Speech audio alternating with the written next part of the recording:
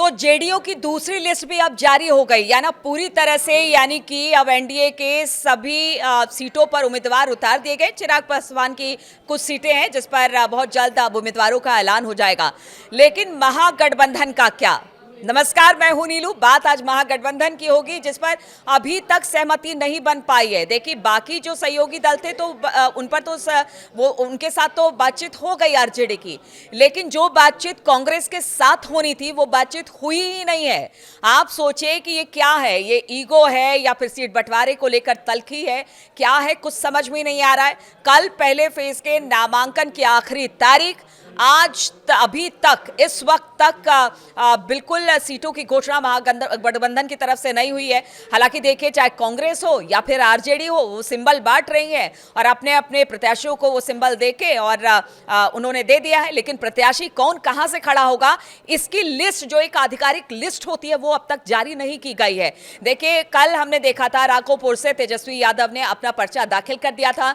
राहुल गांधी ने उन्हें मुबारकबाद दिया, खूब शक्ति प्रदर्शन तेजस्वी की तरफ से किया गया। लेकिन उसके बाद अभी तक सहमति आखिर क्यों नहीं बन पाई है, इसके पीछे क्या कारण है? जो आरजेडी और कांग्रेस महागठबंधन की दो बड़े दल हैं, उनके बीच में सहमति क्यों नहीं बन पा रही है?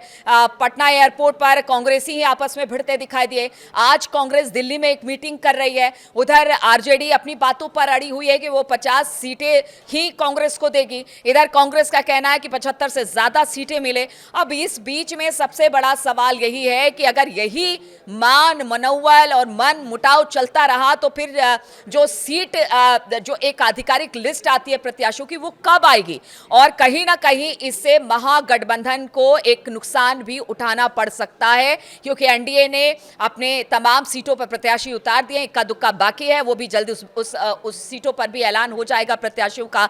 ऐसे में अब कहा जा रहा है कि क्या कांग्रेस अगर बात नहीं बनती है तो किसी और के साथ जाएगी? क्या आरजेडी अकेले चुनाव लड़ेगी? आखिर होगा क्या? क्या तेजस्वी का जो कि सीएम बनने का सपना था बिहार का, वो चकनाचूर हो जाएगा? तमाम तरह की अटकलों का दौर इस वक्त चल रहा है और इस दौर के बीच बातचीत है कि कहीं जाकर ठहर ही नहीं रही है, बातचीत हो ही नहीं पा रही है।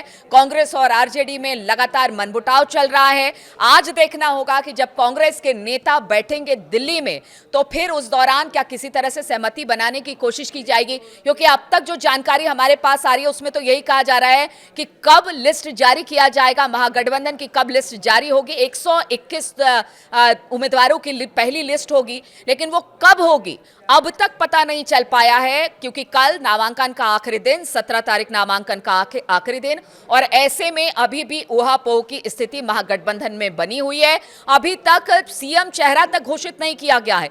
लगातार तेजस्वी के लिए कहा जा रहा था कि आरजेडी मांग कर रही थी कि वो तो आरजेडी तो कह ही रही है कि तेजस्वी सीएम फेस होंगे, लेकिन कांग्रेस ने हामी नहीं भरी है। अब ऐसे में जो एनडीए है वो कह रहे हैं कि देखिए, सीटों पर सहमति नहीं बनी है, लिस्टों का ऐलान नहीं हुआ है, मुख्यमंत्री का चेहरा डिसाइड नहीं है। ऐसे में आप समझिए कि बिहार की सत्ता किसके पास जाने वाली है। अब देखना होगा कि इन सब बातों से ऊपर उठकर कितनी देर में, कब तक, आज कल कब लिस्ट जारी करती है महागठबंधन, और किस तरह से अब चुनाव प्रचार के लिए भी उतरना होगा, क्योंकि हमने देखा कि एनडीए ने लिस्ट जारी कर दी है उम्मीदवारों के और अब प्रचार का दौर वो शुरू करने जा रही है। लेकिन महागठबंधन में तो अभी तक लिस्ट का ऐलान तक नहीं हुआ है।